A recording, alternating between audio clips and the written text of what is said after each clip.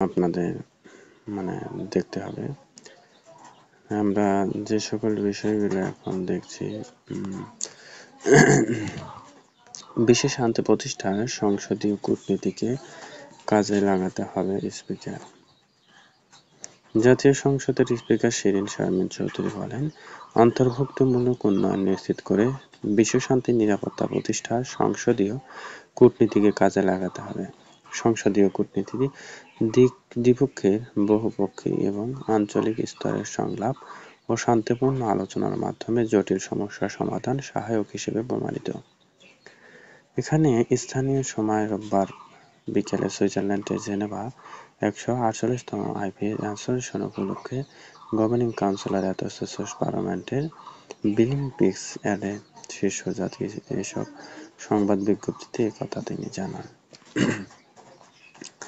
তো এসব মূলত সংবাদ বিজ্ঞপ্তিতে জানানো হয় বলে জানিয়েছেন স্পিকার শিরীন শারমিন চৌধুরী।